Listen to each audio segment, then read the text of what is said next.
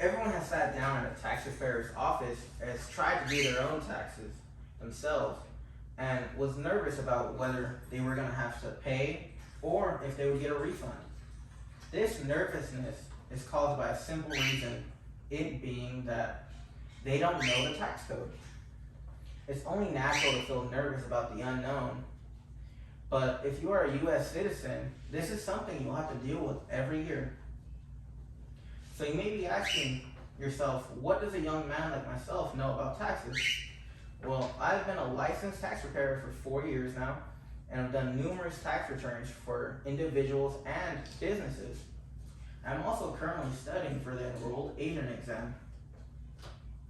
Today I'm going to talk about what the tax code is, the benefits of knowing the tax code, and why we should all learn about the tax code. So what is the tax code? Well, the tax code is a term used to describe the collection of tax laws. So think about it as a library, and each book is a different tax law. An important note is that taxes for businesses and individuals are completely different. So we're going to focus on individuals. More specifically, the tax we're going to focus on is the federal income tax, since it is the same for every U.S. citizen. So the federal income tax is, as the name implies, a federal tax that you pay on income, which is also what you get taken out of your check every month. So think about it as a prepayment, and at the end of the year, when you file your taxes, you add up all the tax that you would owe minus the amount you paid, and if it's a negative, that's your refund. But if it doesn't quite come to zero, that's how much you have to pay.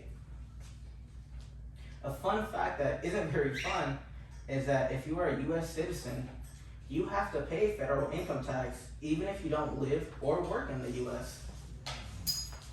The amount of tax you owe is dependent on a few key components, which are obviously the amount of income you make, whether it be a job, stocks, or even gambling. You have to report the income. Filing status also plays a role, and the filing statuses are filing married filing separate, and also single.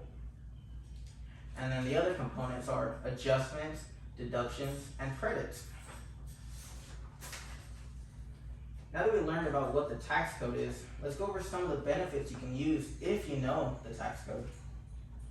There are two main benefits or tools that we focus on in the tax code, and that is credits and deductions. So what are deductions? Well, deductions or write-offs, which you probably heard of before, they lower your taxable income before you calculate the tax you owe. There are two main types of deductions, standard and itemized.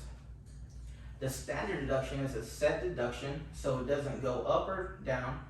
It is always $13,850 as of 2023. And then itemized deduction is different. It can range from higher or lower. So you usually go with a higher deduction. And more specifically, the itemized deduction is really used if you have more than the standard deduction, which is $13,850, in qualified deductions, such as medical expenses, mortgage interest, and there are also many other ones that can be claimed only if you itemize. There are also other types of deductions that aren't dependent on whether you do a standard or itemized deduction, such as for teachers, they can use the educator expense deduction, which allows them to deduct up to a certain amount spent on classroom supplies. Now, what are credits? Credits don't focus on your taxable income like deductions do. Instead, they focus on the tax you owe. Credits reduce the tax you owe, or they can also increase your tax refund. It is also possible for certain credits to give you a refund even if you don't owe any tax. The majority of credits people use are the child tax credit, which, as the name implies, is dependent on if you have children, and that credit is you get a certain amount of money per child. The American Opportunity Tax Credit, commonly called AOTC, which is a tax credit that you can claim if you have not finished the first 4 years of higher education And it's also a refundable tax credit, which means that it can add to your refund. The lifetime learning credit is similar to the AOTC, but it is not refundable, and it also does not matter if you have completed the first 4 years of higher education. There are also state-specific credits, like for example, the California rent tax credit, which you can claim if you are a renter in California. Now that we've gone over what the tax code is and what some of the tools you can use if you know it, let's go over why we should all learn about the tax code. All the deductions and credits I explained earlier are dependent on if you or your tax preparer knows about it. That means if both of you don't know about those credits or deductions, then you lose out on paying less tax or even getting a bigger refund. Every year, I get new clients that know very little about taxes, and I learn that there are a lot of misconceptions about the tax code. The big ones are, if you don't pay tax, you shouldn't file. But as I said earlier, some credits actually give you a refund even if you don't owe any tax, so you should always file. And then another big one is, if you don't make over the standard deduction, you shouldn't file. Which is also not true, because if you pay taxes and your income is lower than the standard deduction, you can get all the tax you paid throughout the year as a refund. And another misconception is that if you don't pay your taxes, your last year taxes, then you can't file it. But you actually have up to 3 years to file your taxes.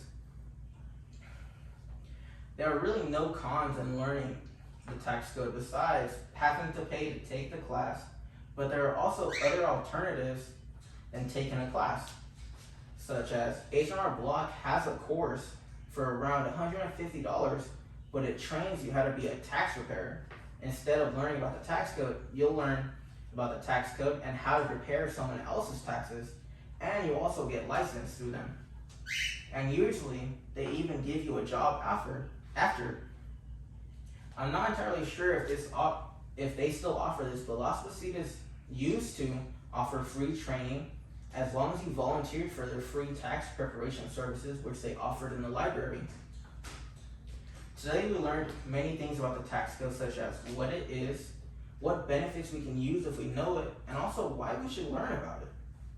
So maybe next time when you are sitting at a tax preparer's office, you won't be nervous about if you have to pay or if you're getting a refund, because you have learned about the tax code already and you already know if you owe.